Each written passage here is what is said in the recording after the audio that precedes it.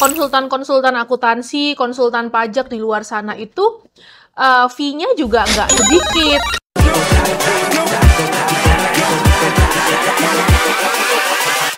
Hold up.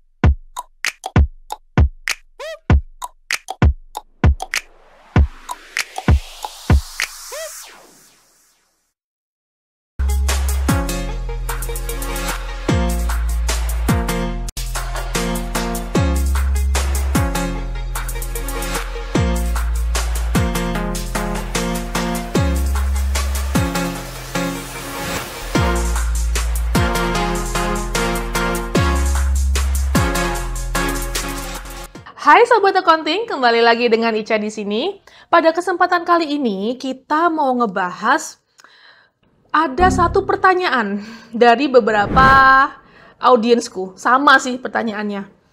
Miss Ica, belajar akuntansi itu dari mana sih kalau aku itu adalah seorang akuntan yang masih nol potol? Mungkin yang masih kuliah atau mungkin yang masih baru lulus. Nah, di konten inilah kalian akan nemukan jawabannya. Oke. Akuntansi itu memang saya akui, teman-teman, bukan merupakan ilmu yang gampang dipelajarin.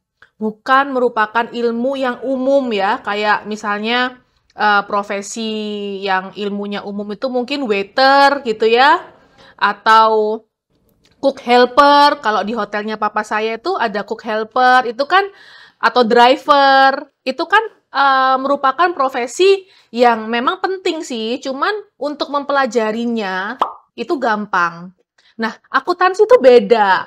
Makanya kan kalau kalian tahu, konsultan-konsultan akuntansi, konsultan pajak di luar sana itu fee-nya juga nggak sedikit gitu. Karena memang apa yang kita kerjakan itu adalah buah dari pengalaman, buah dari pemikiran kita selama kita berkarir. Sama ya kayak dokter mana ada sih yang gajinya atau yang fee-nya sedikit gitu ya.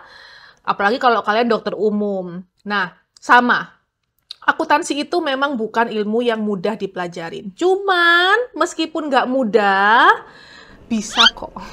Buktinya saya ya bisa ya kan, dan banyak senior-senior saya di lapangan itu juga akuntansinya ya mumpuni juga gitu loh. Asal mau aja teman-teman. Jadi menurut saya tips paling penting adalah kalian harus mau dulu. Itu dulu. Harus passion dulu. Kalau memang kalian merasa passion terkait dengan angka, kalian passion berpikir dengan logika, nah itu rasanya kalian cocok untuk di akuntansi. Karena akuntansi itu beda dengan profesi dokter ya, yang notabene teoritis yang harus dihafalin. Dokter hafalan. Akuntansi no. Kita bekerja berdasarkan logika, teman-teman.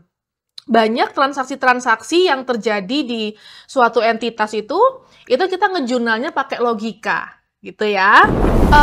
Apa sih fungsi dari seorang akuntan dan bagaimana sih harapan masyarakat terhadap seorang akuntan ya?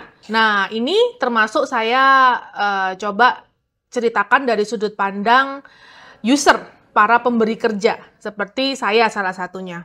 Memang yang kita harapkan dari seorang akuntan itu adalah mengamankan keuangan dari perusahaan kami. Jadi, apa tuh maksudnya mengamankan keuangan? Ya, karena kita tahu banget teman-teman, resiko yang akan perusahaan alamin ketika laporan keuangannya atau akuntansinya nggak bener, pembukuannya nggak bener. Kita paham banget, mulai dari masalah perpajakan, mulai dari masalah dead stock, kemana-mana teman-teman.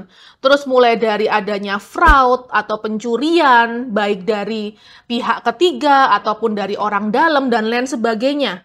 Ya, jadi yang kita harapkan adalah bukan kalian ya, termasuk saya juga, itu kita bisa membuat suatu laporan keuangan yang bisa merepresentasikan kondisi sebenarnya dari entitas ini.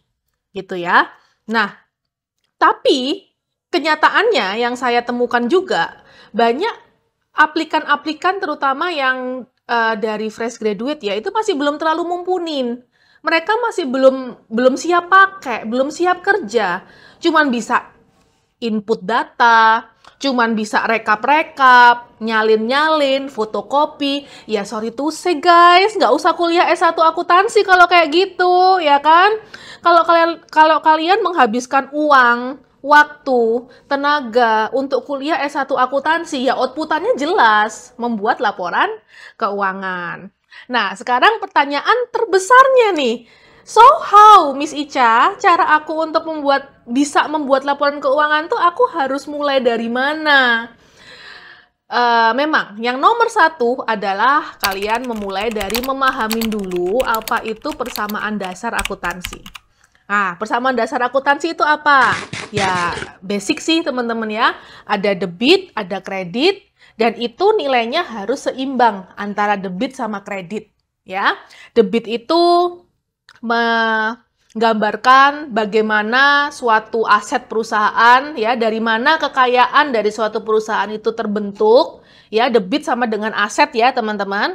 Nah, kalau di kredit atau sama dengan liabilitas dan ekuitas, itu menggambarkan dari mana sih kekayaan perusahaan itu didapatkan. Jadi kalau kalian tahu analoginya nih, kalian misalnya beli iPhone untuk perusahaan online shop, untuk kalian live gitu ya, live TikTok atau live Shopee. Kalian beli iPhone itu 15 juta. 15 juta itu kan pasti ada sumber dananya kan, antara kalian utang pakai kartu kredit atau mungkin pakai pinjol gitu ya, atau kalian dari tabungan sendiri. Nah, itulah kewajiban ditambah ekuitas. Kewajiban itu adalah kewajiban dari suatu perusahaan kepada pihak ketiga ditambah ekuitas. Ekuitas ini adalah modal owner. Itu harus sama dengan aset atau peralatan ya iPhone kalian itu. Oke, nah setelah kalian mempelajari dan memahamin yang namanya persamaan dasar akuntansi, yang berikutnya adalah kalian wajib banget untuk paham juga yang namanya siklus akuntansi. Aku akan bikin ya YouTube atau video yang lain, itu akan sangat panjang teman-teman pembahasannya, dan aku nanti akan tunjukkan ke kalian step by step-nya dari siklus akuntansi. Tapi secara garis besar, siklus akuntansi ini adalah suatu prosedur bagaimana setiap transaksi yang terjadi di dalam perusahaan itu semuanya terekam, teman-teman. Terekam, terangkum, dan nanti akan menjadi saldo akhir yang kita gunakan, kita pakai untuk kita sajikan di dalam neraca laba rugi arus kas. Itu prosesnya ya lumayan panjang ya. Kalian stay tune di YouTube channel ini. Nanti aku akan ada ini khusus konten terkait dengan siklus akuntansi. Berikutnya, setelah kalian mempelajari siklus akuntansi dan sudah paham ya, nggak cuma mempelajarin aja, paham. Yang ketiga adalah pahamin dulu juga tentang penjurnalan. Karena jurnal ini adalah pondasi, teman-teman. Pondasi dari setiap pencatatan yang kita tulis, yang kita bukukan atas setiap transaksi. Jadi kalau misalnya ada transaksi apa gitu ya, misalnya transaksi membeli bunga ini sebagai hiasan. Beli bunga ini harganya 300.000 satu paket ini. Jadi perusahaan kami mengeluarkan uang untuk bayar supplier gitu ya, 300.000. Itu ada jurnalnya guys, ya. Jurnal gimana cara kita supaya bisa tepat ngejurnalnya? Karena jangan salah, banyak tim saya, terutama yang masih anak baru-baru itu ya, jurnal aja masih salah-salah teman-teman. Jurnal aset tetap aja belum bisa. Jurnal accrual aja belum bisa. Nah, ini di sini kalian harus sharpen your soul. Artinya, tingkatkan skillmu untuk bisa ngejurnal ini. Nah, di Accounting Hack, itu kita ada metode namanya ngejurnal dalam waktu 5 detik aja. 5 detik ngejurnal pakai metode dealer. DEALER. Masing-masing itu ada artinya masing-masing, teman-teman. Nah, aku juga setelah video ini bakalan buat juga khusus untuk bahas terkait dengan metode dealer ini. Tapi metode dealer ini apa sih secara garis besar? Itu adalah metode untuk membuat kita memahami posisi dari setiap akun, guys. Karena tiap akun itu ada karakteristiknya sendiri-sendiri, posisinya. Dia posisi normalnya itu di debit, atau posisi normalnya di kredit. Gitu. Nah, ketika kita memahamin ini semua, kita gampang ngejurnalnya. Aku kasih spill ya. Dealer itu singkatan, teman-teman. D itu dividen. Ya, jadi akun dividen itu posisi normalnya di debit. Terus E itu expense atau biaya. Jadi setiap kita ada mengeluarkan NIK biaya, beli ini misalnya bunga ini 300.000 tadi ya, itu jurnalnya di debit ya. Terus yang A itu adalah aset, DEA kan tadi, A itu adalah aset. Jadi itu tiga akun ya, itu posisi normalnya di debit. Lalu ada yang 3 berikutnya adalah LER. L artinya liability atau kewajiban, E itu ekuitas atau equity ya, dan R itu adalah revenue atau sales atau omset. Nah, dari posisi normal ini nanti di video itu akan aku ajarin ke kalian gimana caranya untuk menganalisa suatu transaksi pakai logika. Jadi fungsi posisi normal ini adalah ketika kita tahu nih, atas transaksi ini akun tersebut bertambah nilainya. Itu dia akan tetap di posisi normalnya. Terus kalau akun itu berkurang, dia akan ada di posisi lawannya. Ya, jadi kalau misalnya contoh aja ya, aku spill satu contoh ketika membeli bunga ini. Ya, logikanya adalah di dalam perusahaan saya ini, bunga ini adalah menambah aset ya, menambah peralatan. Ya, di kami ini peralatan, karena kebijakan akuntansi kami, pembelanjaan di atas 250.000 itu sudah kita akui sebagai peralatan. Sorry, bukan peralatan, perlengkapan. Ya, perlengkapan. Nah, perlengkapan ini nambah kan, teman-teman, di perusahaan aku kan nambah. Nah, sebagai exchange, apa? Aku harus mengeluarkan uang dong untuk bayar supplier kan, kalau nggak dibayar kan nggak mungkin ya. Nah, terus kita analisa lagi, peralatan itu masuk kelompok apa? Oh, aset, berarti aset bertambah, dia jurnalnya di debit. Oh, bank, kan ada 2 akun ya tadi ya, bank. Oh, bank itu berkurang, berarti dia masuknya di kredit, gitu ya, karena bank itu termasuk dalam kategori aset, teman-teman. Ya, bank itu masuk kategori aset, sehingga kalau dia berkurang, dia bakalan ada di kredit, gitu ya.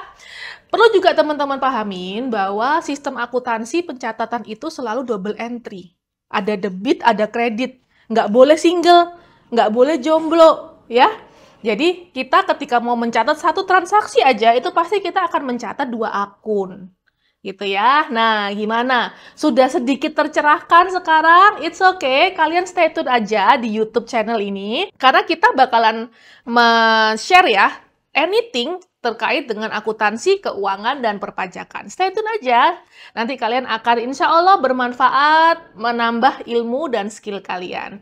Buat teman-teman yang kepingin belajar bareng aku dan tim Accounting Hack, kita ada berbagai macam e-course ya, kursus baik yang rekaman maupun yang live, baik yang gratis maupun yang berbayar. Kalian cek aja di Instagram kita @accountinghack dan jangan lupa follow aku juga ya @ica_audi di sini.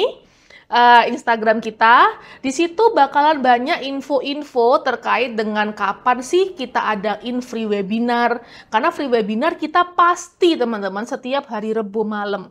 Jam 7, kalian stay tune aja. Terus kita juga ada program namanya Akuntan Bos Academy. Sesuai judulnya ya, kita pingin kerek, kalau bahasa Jawane itu mengkerek atau mengupgrade skill kalian semua supaya bisa menjadi akuntan yang berkualitas dan of course kalau kalian sudah meningkatkan skill ya penghasilan pasti meningkat. Oke teman-teman, semangat ya belajarnya, kita membersamaimu selalu. Semoga konten ini bermanfaat, share kalau kalian merasa bisa membantu teman kalian yang lain. Sampai ketemu di video saya selanjutnya. Bye, have a nice day.